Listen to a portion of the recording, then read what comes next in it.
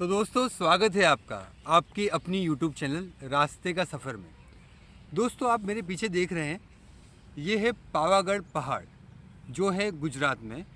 गुजरात के वडोदरा से करीबन 45 किलोमीटर दूर एक जगह है जिसे कहा जाता है पावागढ़। तो आज वहीं आए हैं हम, और पावागढ़ से लगकर एक ऐतिहासिक शहर है जिसका नाम है चांपानेर। नाम तो सुना ही होगा आप लोगों ने। तो चलिए देखते हैं चांपानेर कैसा है, आइए हमारे साथ। और दोस्तों अगर आपने हमारे चैनल को सब्सक्राइब नहीं किया है तो प्लीज़ दोस्तों हमारे चैनल को सब्सक्राइब कर लीजिए। और आपसे एक रिक्वेस्ट भी है, हम जो वीडियो बना रहे हैं इसमें हमें करीबन 2 दिन की मेहनत लगी है।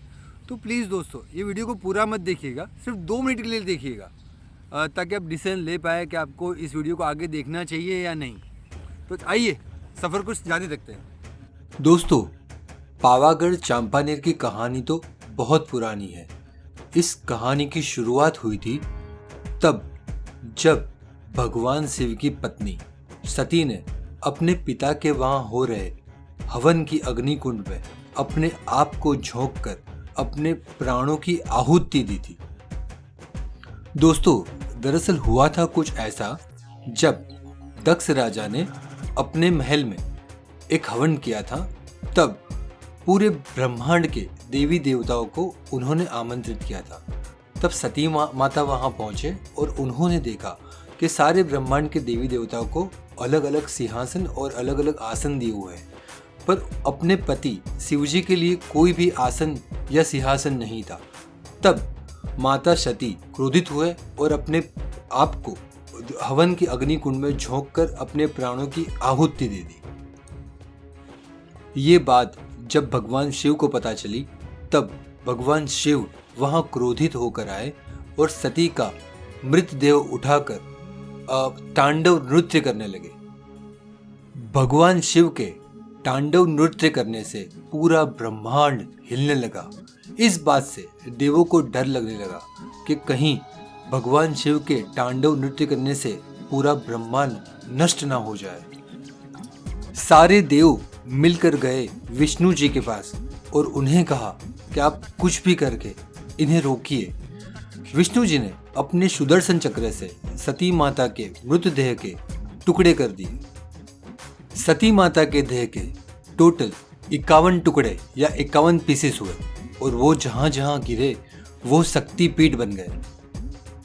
माना जाता है कि सती माता के दाहिने पैर का एक टुकड़ा यहाँ पर गिरा था, उसी वजह से यहाँ पर पावागढ़ पहाड़ की उत्पत्ति हुई। इस पर्वत पर आज भी लाखों करोड़ों लोग दर्शन के लिए आते हैं। तो दोस्तों ये है पावागढ़ का एक शक्तिपीठ। तो दोस्तों ये थी पावागढ़ की पौराणिक कहानी। पर दोस्तों आज हम बात करने वाले हैं पावागढ़ के इतिहास की। पावागढ़ का इतिहास या चांपानेर का इतिहास बहुत खून में लथपथ है, पर दोस्तों हमने इस इतिहास को 3 टुकड़ों में बांटा है। हम अभी बात करेंगे इसके पहले भाग की। दोस्तों चांपानेर को यूनेस्को ने गुजरात की पहली वर्ल्ड हेरिटेज साइट का करार दिया है। दोस्तों आज से करीबन 1000 साल पहले यहाँ एक राजा हुआ करते थे जिनका नाम था वनराज सिंह चावड़ा, और ये वही राजा है जिसने सिद्धपुर और पाटन भी बसाया है। और उनका एक सेनापति था जिसका नाम था चांपा। तो उस चांपा शख्स या चांपा सेनापति की याद में उन्होंने एक शहर बसाया जिसका नाम रखा चांपानेर। चांपानेर बसाने का एक कारण ये भी था कि वहाँ पर एक पर्वत है जिसका नाम है पावागढ़। वो ऐसा सोचते थे अगर उनकी राजधानी पावागढ़ पे बसाई जाए तो वो ऊपर से आजू बाजू की जो नज़ारे हैं वो देख सकते हैं और अपने राज्य का ध्यान रख सकते हैं। वनराज सिंह चावड़ा और उनके वंशजों ने पावागढ़ पे करीबन 500 साल तक राज किया।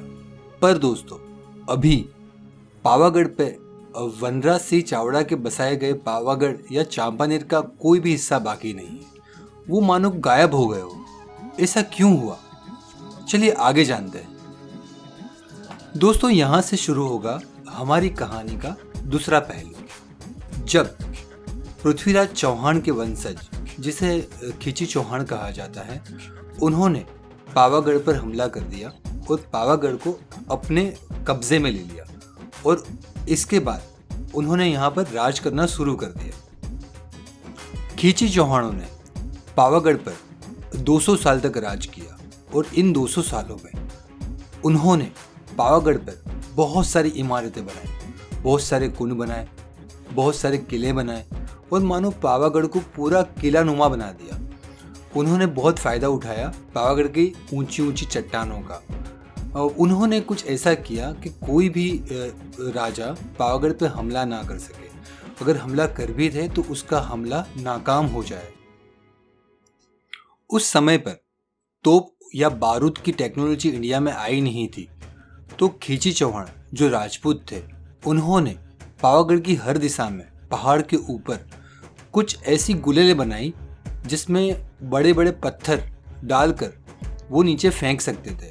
अगर कोई भी राजा या कोई भी सेना उन पे हमला करने आती तो ऊपर से ही वो गिलोलों के या गिलोल की जो मदद लेकर के वो पत्थर नीचे फेंकते थे। जैसा हमने बाहुबली मूवी में देखा है या हॉलीवुड की कुछ मूवी में देखा है कि एक बड़ा सा तराजूनुमा एक गुलेल बनाई जाती है जिसमें बड़े बड़े पत्थर या आग डालकर नीचे फेंका जाता था, तो उससे जो हमला करने वाली जो सेना थी वो उनकी ताकत नष्ट हो जाती थी। दोस्तों, अभी आप जो कैमरा स्क्रीन पर देख रहे हैं ये वही गुलेलों के अवशेष है जो आज भी पावागढ़ में मौजूद है। खींची चौहान या राजपूत युद्ध में बड़े माहिर थे और वो लोग बहुत ताकतवर भी थे और बहुत दिमाग वाले थे। उन्होंने पावागढ़ को बहुत अच्छी तरह से बसाया था, मानो किला नुमा बसाया हो पूरी तरह से कि कोई भी उस पर हमला ना कर सके। पर फिर भी उनका बसाया गया पावागढ़ आज मानो खंडर हालत में है।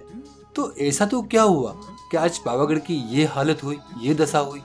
चलिए आगे जानते हैं। चौहानों के आखिरी राजा का नाम था राय बेनी राय या पटाई रावल। ये राजा बहुत पराक्रमी थे और अपनी प्रजा से बहुत प्रेम करते थे और उनकी प्रजा भी उन्हें बहुत प्यार करती थी। प्रजा और राजा के बीच में मानो बाप बेटा या भाई भाई का संबंध हो। पर दोस्तों, एक दंत कथा के मुताबिक नवरात्रि में यहाँ माता खुद गरबा खेलने आती थी। तो कुछ ऐसा ही हुआ, माता एक बार नवरात्रि में गरबा खेलने आए एक खूबसूरत महिला के रूप में। राजा उस महिला से बहुत इम्प्रेस हुए और वो राजा ने कहा कि मैं तुमसे शादी करना चाहता हूँ। जबकि वो तो माता थे, तो वो बहुत गुस्से हो गए और उन्होंने कहा कि मूर्ख, मैं कोई औरत नहीं हूँ, मैं तो माता हूँ। और उन्होंने राजा को श्राप दिया कि आने वाले कुछ ही दिनों में तेरा राज्य नष्ट हो जाएगा और तेरा परिवार भी नष्ट हो जाएगा। दोस्तों, कुछ ही दिनों में ऐसा ही हुआ जैसा कि माताजी ने श्राप दिया था। एक बड़ी सी सेना आई और चापानेर या पावागढ़ को नष्ट कर दिया। दोस्तों, किसकी थी ये सेना और इतनी आक्रामक सेना कौन लेके आया था? चलिए देखते हैं आगे। तो दोस्तों, यहाँ से शुरू होगा हमारी कहानी का एक दूसरा पहलू। उस समय पर चापानेर की एक ओर था मांडू, जहाँ पर एक मुस्लिम शासक था और उस मांडू के सुल्तान और पावागढ़ के हिंदू राजा के बीच में एक अच्छी दोस्ती थी। और पावागढ़ की एक ओर था अहमदाबाद, जहाँ के राजा का नाम था महमूद बेगड़ा। वो चाहते थे मांडू को जीतना, पर बीच में लड़ रहा था पावागढ़ या चापानेर। तो उन्होंने 3 या 3.5 लाख की सेना के साथ पावागढ़ पर अटैक किया, पर वो पावागढ़ को जीत नहीं पाए। करीबन 20 महीने तक घेराबंदी की, खाना पानी सब रोक दिया, पर फिर भी पावागढ़ के जो लोग थे उन्होंने हार नहीं मानी। वो लड़ते रहे और अपनी हिम्मत का प्रदर्शन करते गए। 20 महीनों के बाद महमूद बेगड़ा ने विदेशों से तोप गोला मंगाया और तोप गोलों के साथ पावागढ़ पर हमला कर दिया। जब तोप गोले पावागढ़ पर बरसने लगे, तब चौहानों को एहसास हुआ कि अब ये विदेशी तोप गोलों के आगे उनका कुछ नहीं आने वाला। तब राजपूत परंपरा के अनुसार तमाम महिलाओं ने एक जौहर किया और अपने आप को आग में झोंक दिया और सारे पुरुषों ने केसरिया वस्त्र धारण कर जंग में उतर गए और लड़ने लगे। पर फिर भी इस जंग में महमूद बेगड़ा की जीत हुई और पटाई रावल हार गए। महमूद बेगड़ा ने पटाई रावल को कैदी बना लिया और एक ऑप्शन दिया, अगर आप इस्लाम कबूल करते हो तो आपकी ज़िंदगी बख्श दी जाएगी। पर वो थे राजपूत, वो वंशज थे पृथ्वीराज चौहान के। उन्होंने अपने धर्म को मिटाने से बेहतर समझा कि अपने प्राणों की आहुति दे दे। उन्होंने अपने प्राण की आहुति दे दी पर अपने धर्म पर आंच नहीं आने दी। तो इस तरह से महमूद बेगड़ा ने पावागढ़ को जीत लिया और पावागढ़ को जीतने के बाद उसे पूरी तरह से तबाह कर दिया, बर्बाद कर दिया। और उसकी जगह पर पावागढ़ पहाड़ पर नहीं, पावागढ़ पहाड़ के नीचे एक नई शहर या नई नगरी बसाई जिसका नाम रखा मोहम्मदाबाद। ये मोहम्मदाबाद पावागढ़ से भी ज़्यादा खूबसूरत, ज़्यादा बड़ा था। महमूद बेगड़ा ने उनके बसाए मोहम्मदाबाद में बहुत सारे किले बनाए, बहुत सारी मस्जिदें बनाई, बहुत सारे तालाब बनाए और उस ज़माने की सबसे अच्छी सिटी बनाई। वो चाहते थे कि इस महमदाबाद को वो भारत का या गुजरात का मक्का बनाए। बहुत ज़्यादा पैसा खर्चा किया, बहुत ज़्यादा। कहा जाता है ये समय चांपानेर का गोल्डन पीरियड था। पर फिर भी आज चांपानेर की हालत इतनी खंडरनुमा क्यों है? ऐसा तो क्या हुआ जब महमूद बेगड़ा के बसाए हुए मोहम्मदाबाद की हालत भी आज खंडर बन गई? तो आइए देखते हैं आगे क्या हुआ जिस वजह से आज ये चांपानेर खंडर बन चुका है। दोस्तों, महमूद बेगड़ा के मोहम्मदाबाद बसाने के कुछ सालों के बाद उनका भी निधन हो गया और उनके बाद उनकी थर्ड जनरेशन गादी पर आई और उनका नाम था बहादुर शाह। और उस समय में बहादुर शाह और दिल्ली के सुल्तान हुमायूं के बीच में दुश्मनी हो गई। उसका कारण ये था कि बहादुर शाह ने चित्तौड़ पर हमला कर दिया। चित्तौड़ की राजमाता करमावती ने हुमायूं को एक खत भेजा और खत में राखी भेजी। कहा कि मैं एक क्षत्रिय हूँ और तुम एक मुस्लिम, मैं चाहती हूँ तुम मेरे भाई बन जाओ और इस विकट परिस्थिति में तुम मेरी मदद करो। हुमायूं को भी बहाना मिल गया खत से, एक राखी से बहादुर शाह से लड़ने का।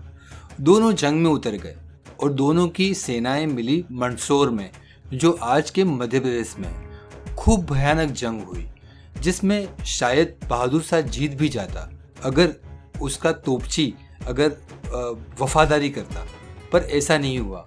उसके तोपची ने बेवफाई की और इस जंग में बहादुर शाह की हार हो गई। वो जंग छोड़ के भाग गया। अपना सारा पैसा, सारा खजाना लेकर वो खंभात के रास्ते किसी और देश चला गया। जब हुमायूं को पता चला कि बहादुर शाह भाग गया है तो हुमायूं आया चांपानेर और चांपानेर का तमाम एरिया उसने डिस्ट्रॉय कर दिया, तबाह कर दिया। हुमायूं ने चांपानेर को पूरी तरह से तबाह कर दिया। वहाँ तक के वहाँ के तालाबों में उसने जहर भी डाल दिया ताकि कोई भी चांपानेर में रह ना सके। पर आज भी यहाँ की कुछ इमारतें अभी भी मौजूद हैं। उसका कारण ये हो सकता है कि हुमायूं आखिर तो एक मुस्लिम था, वो नहीं चाहता था किसी मस्जिद को तोड़ना। तो चांपानेर में आज भी कुछ मस्जिदें हैं जो अभी भी मौजूद हैं, खंडेर नुमा ही सही पर मौजूद तो है। तो दोस्तों, ये थी चांपानेर की कहानी। मैं चाहूँगा दोस्तों कि आप ज़रूर से एक बार पावागढ़ और चांपानेर की विज़िट कीजिए, पर कहानी लेकर जाइए अपने साथ, तभी आप जान पाएंगे कि आखिर वह हुआ क्या था। तो भी तभी आपको मज़ा आएगी उसे देखने की, उसे समझने की। जब मैं गया था तो मैं खाली दिमाग से गया था, मुझे कुछ पता नहीं था कि यहाँ पर ये सब भी हुआ है। पर जब वहाँ की खूबसूरती देखी, वहाँ के खंडहर देखे, तो मैं सोच रहा था कि जब शहर जब असलियत में होगा तब ये कितना खूबसूरत होगा। तब मैंने कोशिश की इसके बारे में जानने की। मैंने बहुत सारे आर्टिकल पढ़े, बहुत सारा नेट पे रिसर्च किया। हो सकता है मुझसे कुछ भूल हुई हो, तो अपना भाई समझकर मुझे माफ़ कर देना, क्योंकि ये जो कहानी है बहुत सेंसिटिव हो सकती है। कई लोगों को इससे आपत्ति होगी, कई लोगों को इससे तकलीफ़ हो सकती है, पर मैंने जो बताया है मेरे नॉलेज के हिसाब से बताया है। तो अपना भी थोड़ा सहयोग दीजिएगा, और अगर मुझसे कुछ भूल हुई हो तो मुझे माफ़ कीजिएगा। मेरा नज़रिया यही था कि जो भी है मैं कहानी को अच्छी तरह से आपसे बयान करूँ। तो आप चैनल पे जुड़े रहिएगा और रास्ते के सफ़र को बहुत ज़्यादा सपोर्ट कीजिएगा। अगर वीडियो पसंद आए तो वीडियो को लाइक कीजिएगा और आगे शेयर भी कीजिएगा। Thank you so much.